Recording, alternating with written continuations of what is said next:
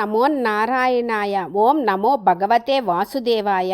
Hello friends, మీ అందరికీ కూడా శుభం జరగాలని కోరుకుంటూ తొలి ఏకాదశి పర్వదినం శుభాకాంక్షలతో మరో కొత్త వీడియోతో మీ ముందుకు వచ్చేసిందండి మన ఛానల్. ఈరోజు మనం ఈ వీడియోలో 2026వ సంవత్సరము ఆషాఢ మాసంలో జూలై 25వ తేదీ స్వామివారికి ఎంతో ప్రీతికరమైన శనివారంతో కూడి వస్తున్నటువంటి తొలి ఏకాదశి రోజు మనము ఇంట్లో సులువుగా పూజ ఎలా చేసుకోవాలి, ఉపవాసము ఎందుకు ఎలా చేయాలి, దీపము, నైవేద్యము, దానాలు, రోజు ముఖ్యంగా ఏం చేయాలి, ఏం చేయకూడదు, స్వామివారి అనుగ్రహం కోసం అసలు ఏం చేయాలి, ఇంకా ఏకాదశి పూర్తి ఉపవాసం ఉండలేని వాళ్ళు ఏం చేయాలి, ఇవన్నీ ఈ వీడియోలో చూద్దాము ఫ్రెండ్స్.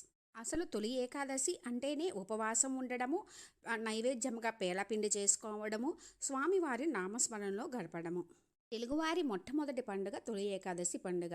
ఈ పండుగతోనే మన హిందువుల పండుగలన్నీ కూడా వరుసగా దసరా, దీపావళి, వినాయక చవితి, సంక్రాంతి ఇలా అన్ని పండుగలు కూడా మొదలవుతాయి.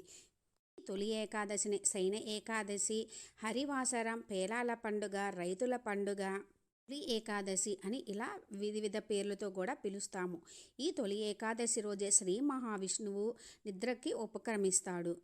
క్షీరసాగరంలో శేషతల్పంపై నిద్రించిన శ్రీ మహావిష్ణువు తిరిగి 4 నెలల తర్వాత కార్తీక శుద్ధ ఏకాదశి నాడు యోగ నిద్ర నుంచి మేల్కొంటారు.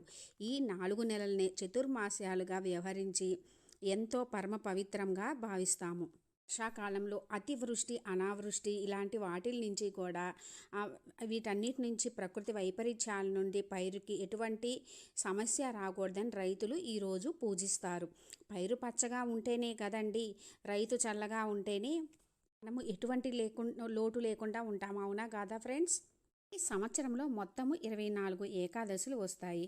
ఈ ఏకాదశులలో మనము ఆషాఢ మాసంలో వచ్చే శుక్ల ఏకాదశి రోజున మనము తొలి ఏకాదశి పర్వదినముగా జరుపుకుంటాము.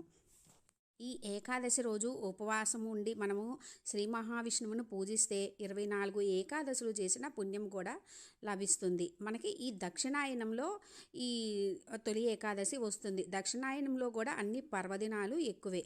గమనిస్తే ఈ దక్షిణాయనంలో వాతావరణంలో మార్పులు అధికంగా ఉంటాయి. ఆరోగ్య సమస్యలు కూడా ఎక్కువగా వస్తూ ఉంటాయి. ఆరోగ్య రక్షణ కోసం మన పెద్దలు ఈ వ్రతాలు, నోములు, పూజలు, ఉపవాసాలు ఇవి అన్నీ కూడా మనకి ఏర్పరిచి ఉంటారు. అందుకే మనము పాటిస్తే మంచిది. చక్కగా మనము అసలు ఈ తొలి ఏకాదశి అంటేనే 3 రోజుల పండగ అండి.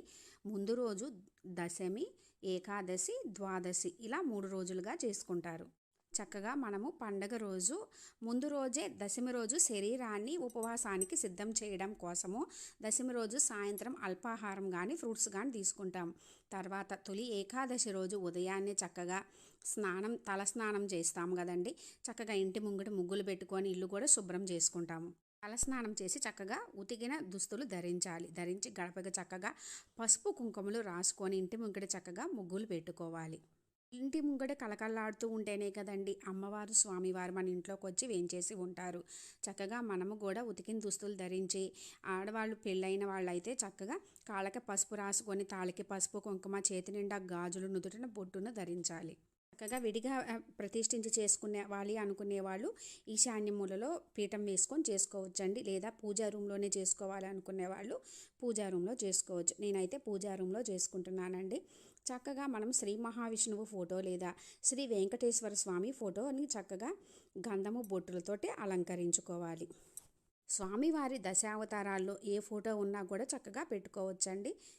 నేను నా దగ్గర వెంకటేశ్వర స్వామి ఫోటో పెట్టుకొని అమ్మవారిని, స్వామివారిని ఇరువురిని పూజిస్తే విశేష ఫలితాలు కలుగుతాయండి. అందుకని ఇరువురిని పూజించుకుంటాము. ఇంకా నేను శ్రీ మహావిష్ణువు, లక్ష్మీ అమ్మవారి విగ్రహాలు కూడా పెట్టుకున్నాను. ఇంకా మనకి ఈ ఏకాదశి, తొలి ఏకాదశి రోజుల్లో పరమేశ్వరిని కూడా విశేషంగా పూజించుకుంటామండి.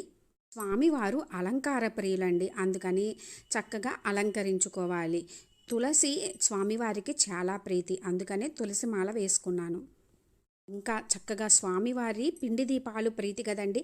పిండి దీపాలతోటి మనము ఈరోజు పూజ చేస్తే ఏకాదశి రోజు మనకి కోరిన కోరికలు నెరవేరుతాయి, విశేష ఫలితాలు కూడా కలుగుతాయండి. అందుకని చక్కగా స్వామివారి నామాల్లాగా తులసితోటి, పువ్వులతోటి, దీపాలతోటి ఎంత ముచ్చటగా అలంకరించుకున్నానో చూడండి. చూస్తుంటేనే చాలా విశేషంగా ఉంది కదండి, అసలు కళ్ళకి విందుగా. ఇంకా ఈ మనము తొలి ఏకాదశి రోజు పిండి దీపాలని 1 పెట్టుకోవచ్చండి, 3, 5, 9, 7 ఇట్లా ఎన్నైనా పెట్టుకోవచ్చు. ఈ పిండి ప్రమిదలు ఎలా చేసుకోవాలి ఏమిటి, ఇంకా తొలి ఏకాదశి డేట్ గురించి కూడా క్లియర్గా నేను అప్లోడ్ చేసిన వీడియోస్ ఉన్నాయి ఫ్రెండ్స్. అవన్నీ కూడా ఎండ్ స్క్రీన్స్లో డిస్క్రిప్షన్లో ఇస్తాను, ఇంట్రెస్ట్ ఉంటే విజిట్ చేయండి. ఈరోజు దీపారాధనకి ఆవు నెయ్యి లేదా నువ్వుల నూనె వాడుకోవచ్చండి. నేను ఆవు నెయ్యితోటి పూజ చేసుకుంటున్నాను. ఇంకా తప్పకుండా మనమైతే ప్రథమ పూజలైన ఆ గణనాథుని పూజించిందే, ఎటువంటి పూజలు వ్రతాలు ఏమీ మొదలు పెట్టాము కాబట్టి నేను గణపతి చిన్న ఫోటో పెట్టుకున్నాను. ఫోటో ఉంటే ఫోటో పెట్టుకోండి, లేని వాళ్ళు చక్కగా పసుపు గణపతిని కూడా చేసి పెట్టుకోవచ్చు. ఇంకా సువాసనాభరితమైన పువ్వులు కూడా స్వామివారికి ప్రీతి అండి. చక్కగా సువాసనాభరితమైన పువ్వులతోటి తులసితోటి చక్కగా అలంకరించుకొని ఈ విధంగా దీపారాధనకు కూడా అన్నీ సిద్ధం చేసుకొని, దీపానికి కూడా గంధము బొట్టులు పెట్టుకొని చక్కగా దీపానికి సిద్ధం చేసుకున్నాను. ఇప్పుడు చక్కగా దీపం వెలిగించుకొని, స్వామి నీ అనుగ్రహాన్ని ప్రసాదించు తండ్రి, నీ ఉపవాసం ఉండి నీ యొక్క పూజను చేసుకునే మహద్భాగ్యాన్ని కల్పించు, నీ అనుగ్రహం మా మీద చూపించు తండ్రి, ఆయురారోగ్యాలని ప్రసాదించమని నమస్కరించుకొని దీపం వెలిగించుకోవాలి. ఆ తర్వాత చక్కగా పిండి దీపాలు కూడా వెలిగించుకొని ఈరోజు తప్పకుండా పెట్టవలసిన నైవేద్యం పేల పిండిని స్వామివారి దగ్గర పెట్టుకోవాలండి. ఇంకా తాంబూలము అవి కూడా పెట్టుకొని ఫ్రూట్స్ ఏమైనా పెట్టుకోవచ్చు. ఇంకా మీరు చేసే ఏ నైవేద్యమైనా పాలతోటి చేసింది ఏవైనా సరే నైవేద్యం పెట్టుకోవాలి. నైవేద్యాన్ని జొన్న పేలాలు లేదా మొక్కజొన్న పేలాలు, ఇంకా బెల్లము, నెయ్యి, ఇలాచి ఇవి కలిపి చేసుకుంటారండి. కొందరు పుట్నాలు ఇంకా కొబ్బరి కూడా కలుపుకుంటారు. ఈ నైవేద్యం ఎలా చేయాలి క్లియర్గా నేను అప్లోడ్ చేసిన వీడియో ఉంది ఫ్రెండ్స్. ఈ నైవేద్యమే ఎందుకు ఈరోజు పెడతారు అంటే, ఈరోజు తప్పక తినాలని మన పెద్దలు చెబుతారు. పేలాలు పితృదేవతలకు ఎంతో ఇష్టమైనవి, అంతేకాకుండా మనకి జన్మనిచ్చినటువంటి పూర్వీకులను పండుగ రోజును గుర్తు చేసుకోవడం అని కూడా చెప్తారు. ఇంకా వాతావరణంలో మార్పు వచ్చేటటువంటి కాలం కదండి. మన శరీరం ఆరోగ్యపరంగా అనేక మార్పులకు ఎన్నో అనారోగ్య సమస్యలు వస్తూ ఉంటాయి. గ్రీష్మ ఋతువు ముగిసిన తర్వాత వర్ష ఋతువు ప్రారంభమయ్యే కాలంలో ఉష్ణోగ్రతలు ఒక్కసారిగా పడిపోతాయి. ఈ సమయంలో శరీరానికి పేలపిండి వేడిని కలగజేస్తుంది. అందువలన ఈరోజు ప్రసాదంగా స్వీకరించాలని చెప్తారు. ఈరోజు ఆలయాల్లో కూడా ఇదే నైవేద్యంగా పెడతారు. ముందుగా ప్రథమ పూజ్యులైనటువంటి ఆ గణనాథుని ఎటువంటి విఘ్నాలు లేకుండా చేయమని చక్కగా స్వామివారికి సంబంధించినవి ఏమైనా చదువుకుంటూ, అష్టోత్తరం చదువుకుంటూ, పువ్వులు అక్షింతలతోటి పూజించుకొని దీపం చూపించి చిన్న బెల్లం ముక్క కానీ ఏదైనా ఫ్రూట్స్ కానీ పెట్టుకోవాలి. ఇప్పుడు మనము చక్కగా స్వామి అమ్మవారిని పూజించుకోవాలి. తప్పక ఈరోజు శ్రీ విష్ణు సహస్రనామం లేదా వెంకటేశ్వర అష్టోత్తరము, విష్ణు అష్టోత్తరము, విష్ణు సహస్రనామాలు, నారాయణ కవచము, లక్ష్మీ అష్టోత్తరము, ఇంకా భగవద్గీత, గోవిందనామాలు ఇలా స్వామివారికి సంబంధించినవి అన్నీ చదువుకుంటూ పువ్వులు, అక్షింతలు, తులసి దళాలు ఇలా ఏమైనా సువాసనాభరితమైనవి ఏమైనా పువ్వులతోటి స్వామివారికి సమర్పిస్తూ చదువుకోవాలి. ఇంకా ఇవన్నీ చదవలేము అనుకున్న వాళ్ళు ఓం నమో నారాయణాయ లేదా ఓం నమో భగవతే వాసుదేవాయ అని కానీ 108 సార్లు చదువుకోవచ్చు. ఈరోజు అంతా కూడా ఏకాదశి ఉపవాసం ఉంటామండి. ఒకవేళ ఉపవాసం ఉండలేని వాళ్ళు ఫ్రూట్స్ కానీ జ్యూసెస్ కానీ తీసుకోవచ్చు. అలా కూడా ఉండలేము అని ఆఫీసులకు వెళ్ళే వాళ్ళు, గర్భవతులు, ఇలా ఉద్యోగాలు చేసేవాళ్ళు కానీ, కుదరని వాళ్ళు, ఆరోగ్య సమస్యలు ఉన్నవాళ్ళు బియ్యంతో చేసినవి కాకుండా విడిగా ఏమైనా కూడా తీసుకొని ఏకాదశి ఉపవాసం ఉండవచ్చు.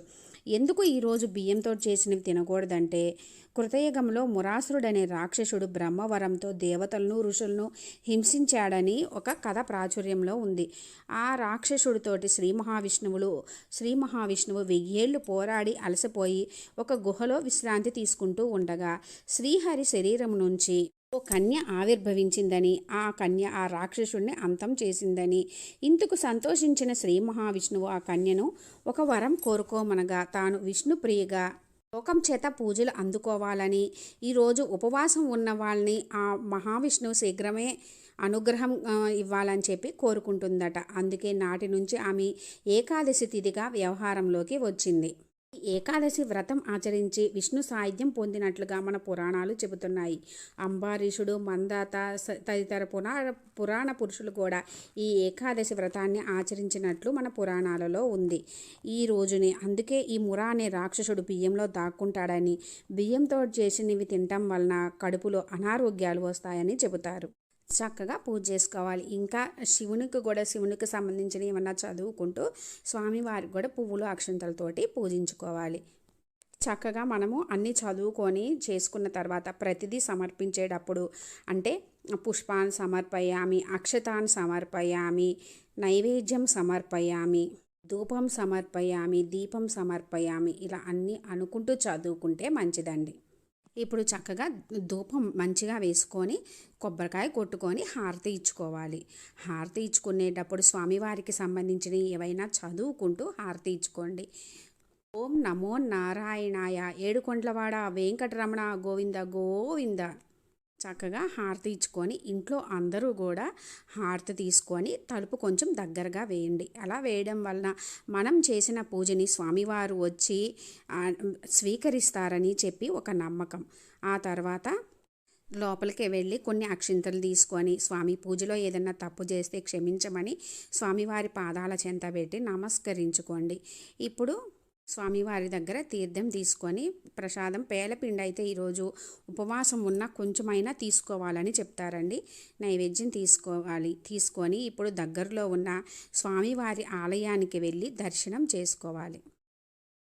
చక్కగా ఆలయ దర్శనం చేసుకొని ఉపవాసం ఉంటాం కదండి. ఉండగలిగిన వాళ్ళు ఉంటారు, లేదు అంటే ఉండలేని వాళ్ళు ఫ్రూట్స్ అలా తీసుకోవచ్చు. సాయంత్రం కూడా చక్కగా దీపం పెట్టుకొని అందులో ఏకాదశి రోజు సాయంత్రము ప్రదోష సమయంలో ఆ పరమేశ్వరునికి అభిషేకము పూజ చాలా ప్రీతండి. మనకి ఎంతో విశేష ఫలితాలు కూడా కలుగుతాయి.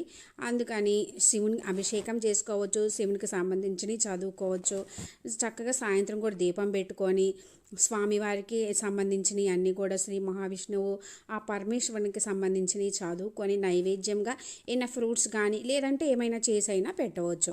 పెట్టుకొని సాయంత్రము రాత్రికి జాగరణ ఉండాలి. జాగరణ ఉండలేని వాళ్ళు చక్కగా 12 వరకు ఉండవచ్చండి.